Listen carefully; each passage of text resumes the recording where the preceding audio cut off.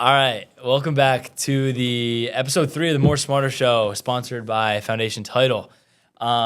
Jake, what do we talk about this episode? This episode we spoke about a little rule called 100 by 100 that I made up. Yes, I don't believe that, but still, if you did, then good for him.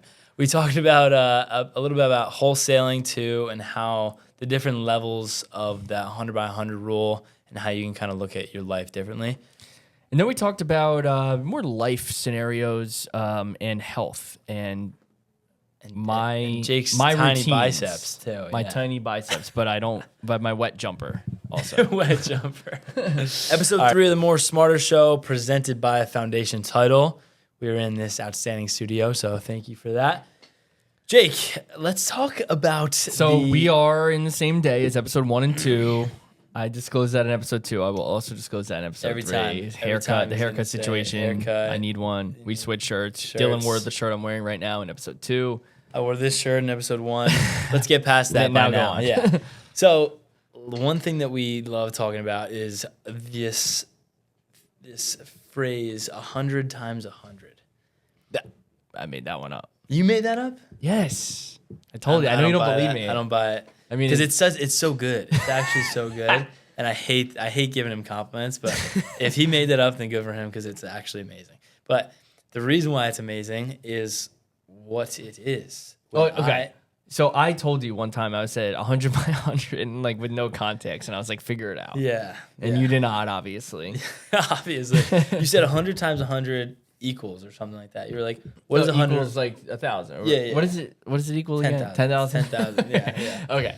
So anyway, the premise of it is what is 100. If you do 100 times something that's makes you $100, that's $10,000. Yes. Right. So you can Yes. say 10 by 10 is 100 and all those So things. the example was when you are reffing a basketball game, Which I used to do. which Jake used to do.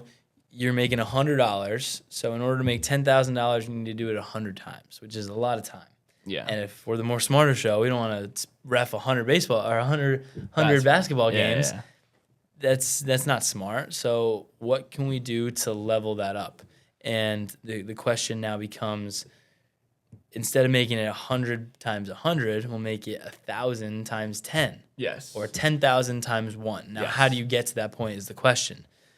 So that comes into being a realtor, being a real estate investor, and working smarter in your business.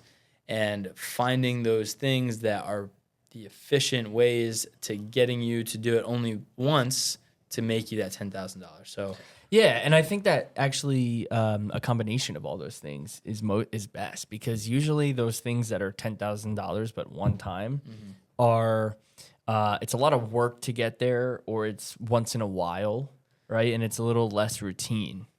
So if you have if you can combine that with something that also is hopefully passively making 100 times 100. Yep. That's a great spot to be, and that's where that combination is where we speak about being often. Yes. Yeah, and that goes from Diversify. That's what I was diversify. looking for. Yeah. Well, so going off of this topic of diversify, we've talked about this before too, and this is taking a complete sidestep, so hopefully it doesn't interrupt the 100 by 100 conversation, but we've talked about going the complete opposite of diversifying and being super anti-establishment of the traditional investing route. Is that when we got into like religion and stuff? Let's That is when we got into religion. Let's stay away from that in this time. But what I meant by that was, if you're gonna look at the stock Stop coughing, market, dude, what the hell is wrong with you? I got a bad cough right now, dude. It's going around. Grow up. You're acting like I'm a 2-year-old. You're coughing like a 2-year-old. So the diversifying conversation is when you are putting your money into a stock market and getting 6 to 8% return.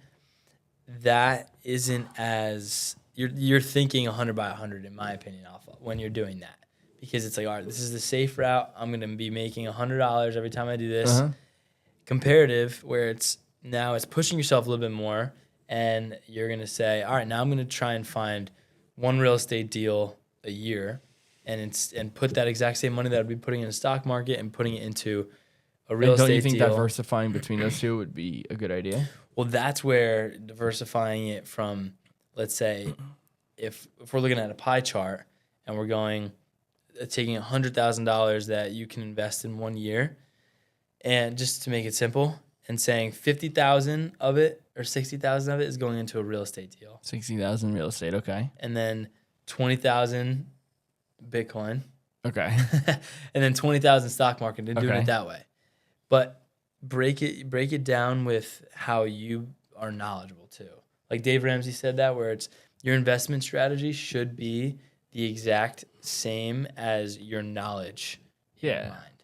I think that's a cool So idea. taking like a long way to connect back to 100 by 100, it's putting the 10,000 by 1. Okay, but you're talking about what to do with that 10,000. But I Yes. think the 10 by 10 and 100 by 100 is more like generating Yes. the 10,000. So let's Yes. stick to that for now. And of what we're doing to get ourselves in the level up phase of maybe 100,000 by 1. Right? That's a goal Yeah. that we all have. Yes. So what are we doing to get there, right?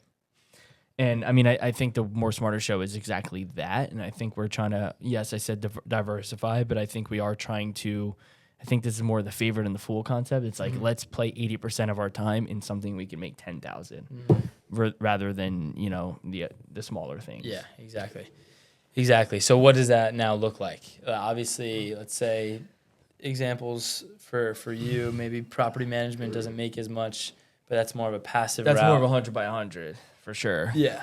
Yeah. I mean, it's more of a philosophy than a reality, I think, for us both right now. Right? I think like that idea has allowed us to think differently. Like I know recently you've been talking to like wholesalers in real estate and flippers and and you're thinking bigger than 100 by 100, even just having those conversations. Yeah. So I don't know that we need to like label it with what we're doing, but more so the philosophy behind it. Yeah.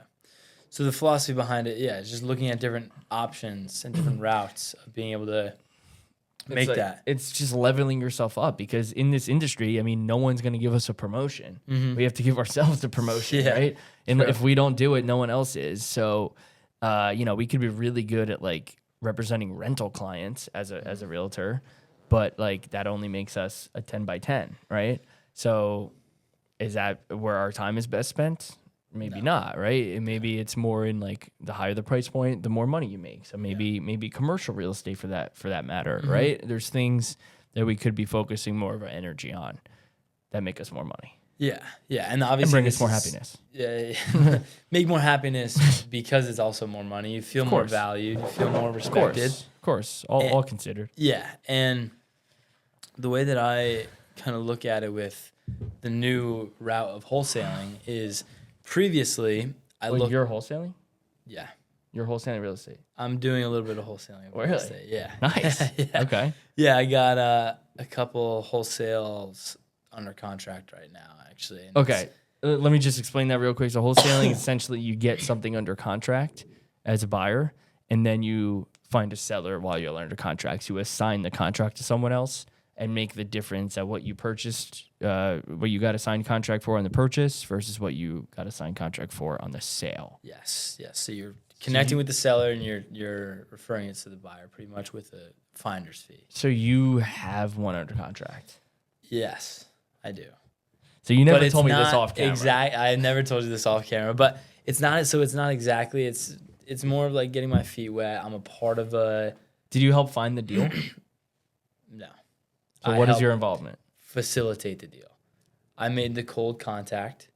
So you help And- find the deal. Well, no, I mean the deal was presented to me and say Okay. contact this person and get them to a number and Gotcha. set an appointment. So you do all that. negotiated. So yeah, negotiated that over the phone and did all that sort of stuff. So like, but this is just getting my feet wet into a different off-market area, which I'm not used to. Okay. And on the on-market side, what I always thought of was the importance of volume. It's all about volume. Doesn't really matter. Just doesn't matter how much of the commission you actually make, just close the deal and keep closing deals. You're and saying- that'll create referrals. You're And saying that's like what you're taught. that's what you're taught as yeah, being but not what you wanna busy be. realtor. Yeah, Yes. yeah. That's not what I want to be because I did it and I Same. didn't find much enjoyment or success financially out of it. Right. And what I thought, and then I'm a big in the future thinker.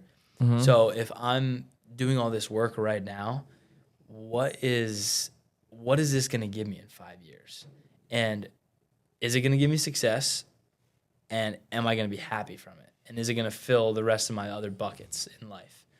And I looked at that, and I'm like working really hard, doing whatever I'm doing closing realtor transactions, and that's not going to get me the kind of life that I want to live.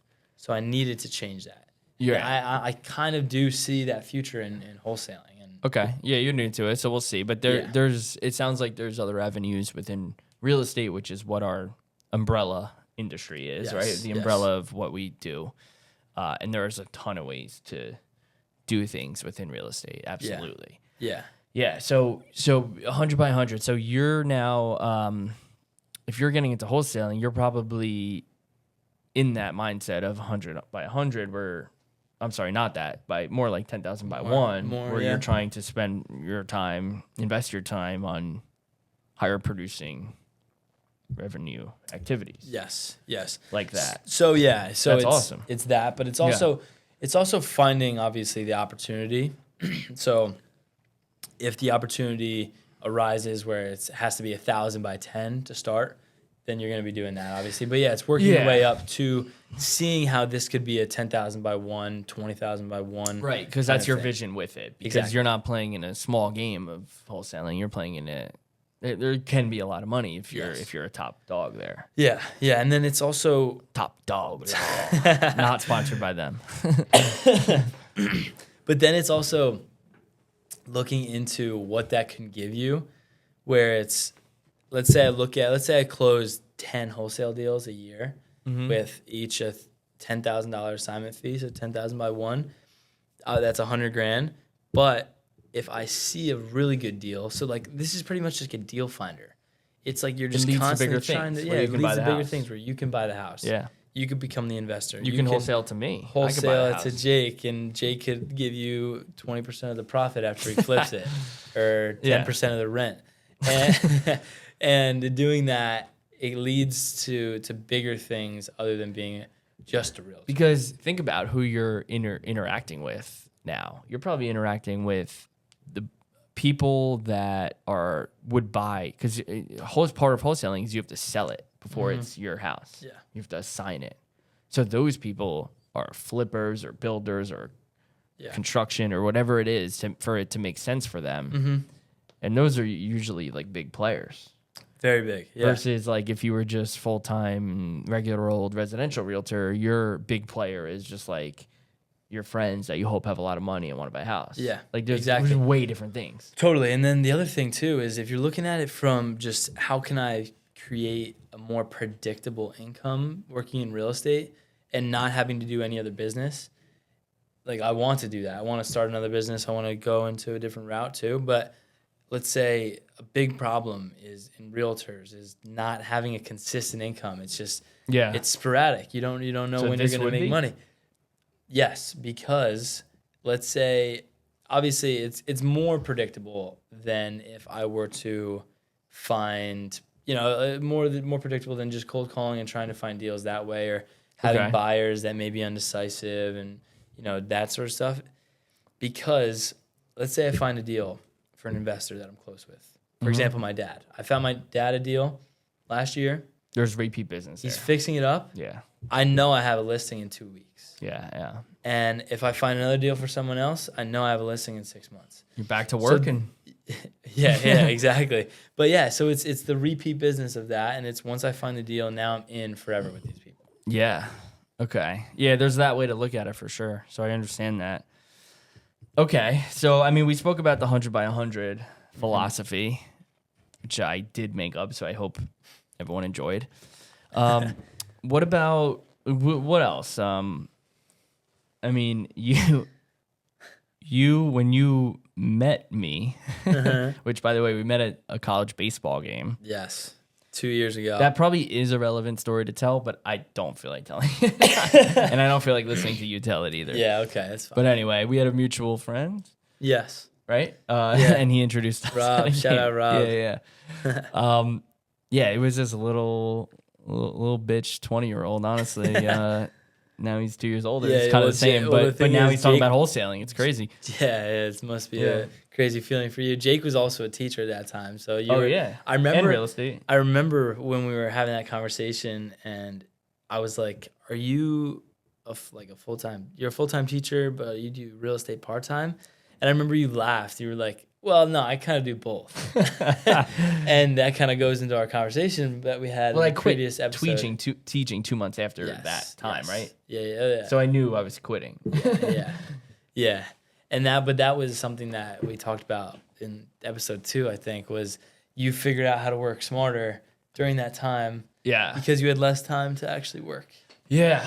And what's funny is I thought I'd have more time since quitting teaching to like not work and to like hang, but I'm way busier since leaving. Really?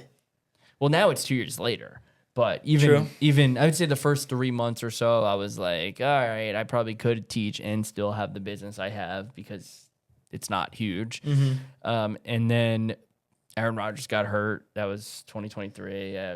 That was made me all 2023. devastated, and I was at least looking forward to the Jets and football season. And then I was like, oh my God, the season's over and my career's over and my life's over. So, Yeah. that's like right when it started picking up, actually, September of 23. In Really? June is when I stopped teaching after the school year. So those 3 months were summer, a little slow, had a couple things only. And then since September 2023, which now it's May 25, so almost 2 years, my life has been way busier. And I'm trying to be smarter about it. Yeah. Right? And I have been.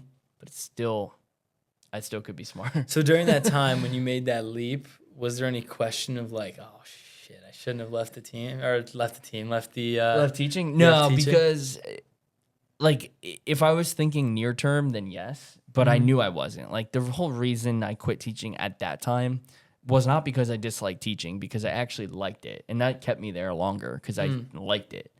It was more because it was going to be easier then as a 30-year-old than any time in the future. It was never going to get easier to stop teaching. Yeah.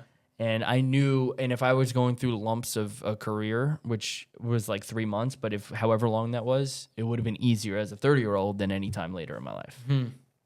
True, and that's the same advice you kind of gave to me when I Yeah. was considering leaving the team and taking a risk. So when you made that jump, what other kind of things and what advice, I guess, would you give to someone that's kind of like going through a similar thing of like when they should take a leap to kind of go off on their own and follow their true passion? It's easier for me to talk to someone who is in my position of age or younger, like you were, and it's only going to get harder, right? I mean, I think age is so important in those decisions, right? Like if I had kids, that would be a tough decision to make, you know? Yeah. If I mean, again, I didn't just quit teaching and go into real estate. I was also 4 years into real estate when I quit teaching. Yeah, You know, yeah. so I was doing both for a few years. But my advice, it's hard for me to give advice to people who are way different than my scenario. But for anyone close to my scenario, by the way, I'm sweating in your shirt right now. but Oh it's my a little- God, the bro. seat's a little sweaty. Anyone near my scenario, I would give similar advice that it only gets harder to do. Yeah. Kind of like quitting like a tobacco or something. Like it only gets harder. Is that why you're sweating right now? No, 'Cause I've you're never going done through tobacco, withdrawals? but we are almost at the 11-month mark of not eating sugar. Oh, yes. Wow. Only gets harder. Congrats. Thanks. That's Have not awesome. had sugar since June 30th, And you 2024. you lost weight or you haven't lost anything? I mean, that's the only thing I'm doing differently. So I'm probably eating more, honestly, because I allow myself to. Yeah. But I haven't gained weight. Wow. I don't think I've lost weight, but I haven't gained weight. And you only did that because like the mental thing, right? Like it like supposed to like sharpen your mind. What? Isn't I've that never said not that. having, Like, not you having totally sugar? meant that. I mean, I'm sure that's one of the benefits, but you've never heard me say that. Oh, okay. Well, maybe I'm making stuff up. Then, I don't but- really have a full reason of doing it other than sugar's bad for you. And it's something I knew I could live without it. And it's easier to do something 100% of the time than 98% of the time. So either quit it or don't. Yeah. So wait, actually staying on that topic then, we've talked about cutting things out and working smarter in your business and like figuring out how to cut out the negative things. Yeah, like eliminating the negative, the time wasters. Yeah. What are some things you do in your own life that, like, in addition to the sugar, that's something that you could cut out or something that you've seen work? I don't know, but I don't really work out anymore. I play basketball, I play pickleball, I play softball, but I don't like lifting weights. But I feel like I don't have to because I don't eat sugar. And because I play sports. I play sports every day. So you don't care about having any muscle? Like you're fine with being like a 50-year-old that is like has no muscle? I think I am because I won't be out of shape. Okay. I won't be strong, but I won't be out of shape. If I stop playing sports, then my whole philosophy changes. Yeah. But it's so much more fun to play sports than to lift weights. See, I agree, but for me, I've always lifted. And if I go, like, right now, I've gone like a week without lifting, and I was like traveling, whatever, been busy. That's my problem. And yeah, it's just you're busy. It's easier to do something 100% of the time than 98% of the time. Totally true. And I'm never going to work out 100% of the time, so why should I start again? There's always going to be, like, I could tell you I'm going away in February, which is in 8 months. I'm not going to work out that week. So why would I start now? Because I know I'm going to stop in February. Yeah. Well, I mean, you don't drink a sugary drink? No. Okay. Yeah. I mean, then that's fair. But the thing is, for me with lifting, is it's now engraved into my soul that if I don't lift or I don't like exercise, obviously is something that's great too. So if you're doing that, then that's great. But yeah, for me, if I don't lift, I feel worse about myself. It's like a self, What if you play basketball? Do you have to lift? Doesn't matter. If I don't flex in the mirror and be like proud of myself, yikes. Then I'm useless. Yeah, I think it's a 22-year-old thing. I mean, I'm sure there's other people that work out a lot. And when I say work out, I'm saying lifting weights and using that synonymously. I just don't care how I look so much. I'm married, first of all. Who gives a shit? Second, I'm healthy. I'm not eating sugar. I'm playing sports. That, yeah. And third, like for me, like longevity in life is the most important thing. And like I'm sure I could take a pill and look more jacked, but it might have other symptoms that I don't want to deal with. I'm just no one's saying take a pill. It's just saying we'll work out 5 times a week. And I'm not saying steroids, but I'm saying like protein or something. I'm sure there's methods I can do. I'm watching the Liver King documentary. I'm sure that's more natural. See, but I'm sure there's pills or whatever. You took steroids. Oh, I didn't get that. I fell asleep last night. Wow. Damn it, you ruined it. Damn, ruined the story. Thought it was pretty well known that he took steroids, though. I was like, there's no way this guy didn't take steroids. He just eats testicles and looks that way. Yeah. And liver. No, but that's I mean, I kind of agree with if you're 100 by or like 100 times, like 100%. Yeah. If you're not gonna do it 100%, like it's harder to do it the other way. But I think that it's all about feeling yourself, feeling good. And if that's what works for you, that's what works for you. But that's what I'm saying. But if I'm able to just completely overpower you with my strength and just dominate you, then that's how. But why would we have to like? I'm just saying. What scenario would that matter? I played basketball. I woke up at 5 a.m. today to play basketball. Wow. And I bet you were probably going to bed around that time. Yeah, true. I was actually. Yeah, and I'm healthy and happy about it, even though I'm not strong. At least you admit it. That's all that matters. But let's cap this off right now. We're talking about random stuff. Let's keep the main focus on business. No, I'm kidding. But that's it. That's a great episode.